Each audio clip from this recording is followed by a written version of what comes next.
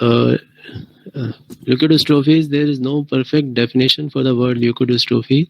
It's often colored by the state of knowledge at the time of definition, and it is subject to change. Currently, the leukodystrophies are defined as all genetically determined disorders, primarily affecting CNS white matter, irrespective of the structural white matter component involved, which can be oligodendrocyte, astrocyte, non-neuronal cells and axons, the molecular process affected, and or the course of the disease.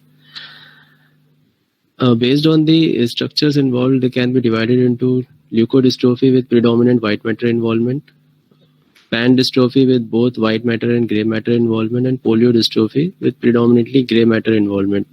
Most of the dystrophies usually present with both white matter and gray matter involvement. The abnormal white matter signal on MR can be because of delayed myelination, hypomyelination, dysmyelination, and demyelination. The delayed myelination is the maturation of myelin lags behind the expected age. It's a very common and non-specific finding and can be caused by several disorders, both systemic and neurological. It is reversible when the underlying process is corrected. However, hypomyelination is persistent paucity of myelin or arrest of myelination process. It is not reversible, and if you do the follow-up MRI, there will be no improvement on the myelination, which differentiates it from delayed myelination. Now, dysmyelination is secondary loss of normal myelin, which is an end-stage process in multitude of different processes, including toxins, inflammation, ischemia, and trauma. And dysmyelination is caused by deposition of abnormally composed fragile myelin, which can easily break down. The most of the leukodystrophies fall under dysmyelination. The imaging modalities are MR is the cornerstone modality. Ultrasound is of limited help because the findings are non-specific, like ventricular dilatation, germinolytic cyst, echogenic white matter, which are also seen in infection and HIE. CT is sometimes useful in certain disorders when the assessment of calcification is needed, like Cockayne syndrome. The MR protocol we do is the T1 weighted spin echo or inversion, recovery axial or sagittal to assess quantification of myelination, T2 axial for myelination and focal lesions, flare for presence of white matter rarefaction and cyst, and T2 flare also used for enlarged perivascular spaces. Diffusion in certain cases with the leukodystrophy show diffusion restriction. MR spectroscopy, additional clues like in creatine deficiency, mitochondrial disease, and Canavan's disease. Susceptibility weighted or CT for calcification. Post-contrast in certain disorders like Alexander, XALD, and to exclude mimics such as acute demyelination. Spinal MR imaging is needed in unresolved leukodystrophy and LBSL and alternative diagnosis such as ADEM and MS. When to image the child should be imaged early in the course of disease, because in the end stage, almost all, every very similar appearance can be seen in many neurometabolic disorders. And if hypomyelination is suspected, then 2 consecutive brain MR should be done at least 6 months apart, and one of the studies after first year of life to exclude delayed myelination. Approach to MR interpretation, the primary goal in these cases is to try and narrow down the differentials to guide focused genetic biochemical testing as far as possible. Sometimes a confident diagnosis can be made when the findings are very specific. The following approach can be used when interpreting an MRI. First of all, you should exclude the delayed myelination, then exclude hypomyelination, the patchy demyelination, assess for the distribution of leukodystrophy, and specific imaging clues. The delayed myelination. The changes we expect are on T1 weighted images, there is progressive brightening of white matter in first year of life. On in T2, there is a progressive darkening of the white matter, which completes by second year of life. The T2 changes lag behind T1. If the maturation of myelin is behind schedule and concorded on T1 and T2, then delayed myelination should be reported. The rules of myelination. Myelination progress from caudal to cranial, dorsal to ventral, and central to peripheral. Within a specific region, it progresses from posterior to anterior in brainstem, and in cerebral cortex. Functional system that will be utilized earlier in child life will mature first. The most important myelination areas which we should remember are: at birth, the brainstem myelinates, except for the ventral pons, posterior limb of internal capsule, optic tract, and perirolandic area. At 3 months, cerebellar white matter, 4 months, splenium, and 6 months, genu. On T2, dentate nucleus hilus myelinates at 2 months, 4 months of ventral part of pons, 6 months splenium, 8 months genu, and anterior limb of internal capsule at 10 months, and frontal white matter starts myelinating at 12 months of age. Now, there are few areas of myelination around the periatrial region known as terminal zones, which myelinates late, and they can be confused with the periventricular leukomalacia. However, they can be differentiated by their shape, which is pointed superiorly, and the presence of normal white matter between the ventricular lining and the area of abnormality. Whereas in periventricular leukomalacia, there will be no normal myelination and irregular ventricular margins. Second is exclude hypomyelination. Hypomyelination is paucity of myelin. Even on T1, even if small myelin is present, it will cause some hyperintensity. On T2, if myelination is less, then water displacement will be less and it will appear hyper on T2.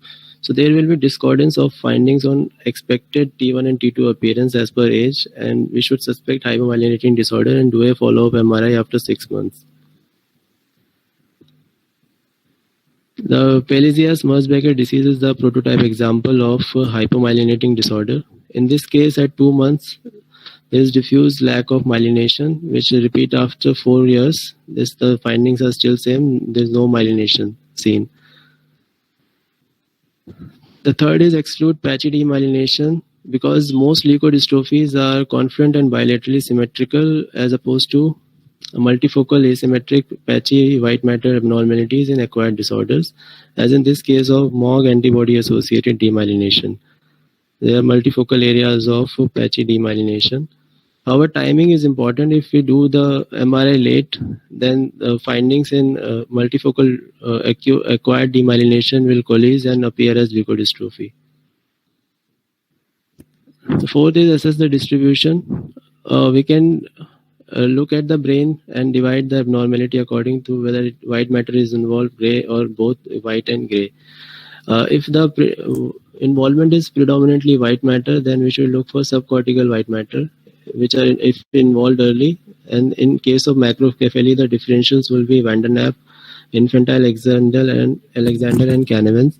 In case of microcephaly, we should think of Aicardi-Goutieres syndrome. In deep white matter, we look at the signal in thalami on T1. If there is short T1 and brainstem and spinal cord are affected, then we think of Krabbe's disease. In case of normal brainstem and spinal cord, we should rule out GM1 and GM2 gangliosidosis, which can involve all white matter except corpus callosum. Now, in case of normal thalami, if specific brainstem areas are involved, like in classic ALD, which involve pontomedullary corticospinal tract, and in maple syrup urine disease, which involve myelinated white matter including dorsal brainstem. And if there is no specific brainstem tract involvement, depending on the location, if it is periventricular, consider metachromatic leukodystrophy, frontal white matter, frontal variant of XALD, frontal plus peritrigonal phenylketonuria, and in diffuse vanishing white matter disease. And predominant gray matter involvement, if it is cortical gray matter involvement, the differentials are neuronal ceroid lipofuscinosis and Rett syndrome. In deep gray matter, if it involves globus pallidus and appears hypointense on T2, it is PCAN, the typical eye of tiger sign. And in T2 hyperintense, rule out creatine deficiency, and differentials will be kernicterus and toxins. And in striatum, if hyperintense on striatum, it is classically Wilson's disease, which also involves claustrum and periaqueductal gray matter. The sign is face of giant panda sign. And in cerebellum and brainstem, T2 hyperintensity in periaqueductal gray matter, Wilson's disease. In cerebellar nuclei, cerebrotendinosus, xanthomatosis. And T2 hyperintensity in inferior olivary nucleus is seen in leak syndrome. In case of both white matter involvement, if it is cortical gray matter involvement, look for bones. Bones are normal. Then if cortical dysgenesis, then congenital CMV infections. No cortical dysgenesis, the Menkes disease. In abnormal bones, MPS and Zellweger syndrome should be ruled out. And deep gray white matter, short calcium in thalami, Fabry's disease, T2 hyperintense striatum, leak syndrome, MELAS, and glutaric aciduria type 1 and type 2. And T2 hyperintense GP, Canavan's, Cancer, and methylmelanonic aciduria. Specific clues. The white matter cysts are typically seen in megalencephalic leukoencephalopathy with subcortical cyst, also known as Van Den App.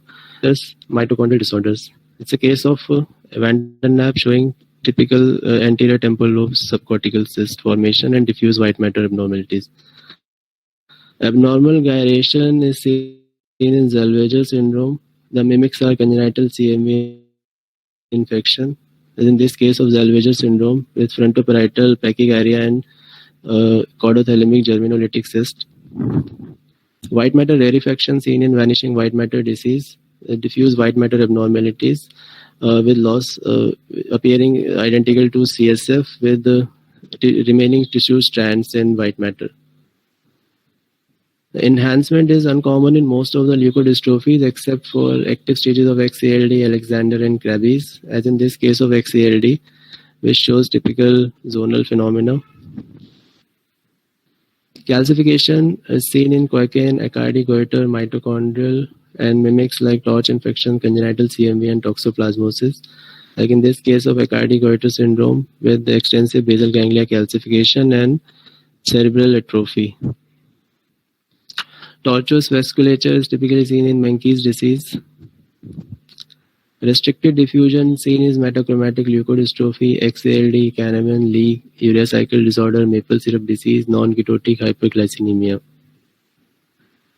MR spectroscopy is useful in some disorders like lactate peak in mitochondrial, Krabbe's, increased NA peak in Canavan, phenylalanine peak at 7.37 in phenylketonuria, branched amino acid peak at maple syrup urine disease, glycine peak in non-ketotic hyperglycemia, and glutamate peak in urea cycle disorders. The differential diagnosis for leukodystrophies are HIE. If periventricular, it can be mistaken for leukodystrophy, but can be differentiated by normally myelinated white matter between the ventricle lining and the area of abnormality on T2. Hypoglycemia, which tends to involve parieto-occipital cortex, however, brainstem and cerebellum are spared. Toxic leukoencephalopathy and congenital CMV infections, which are associated with migrational abnormality, ventriculomegaly, and multiple calcification. Demyelinating disorders, which are asymmetric multifocal, and vasculitis. Thank you.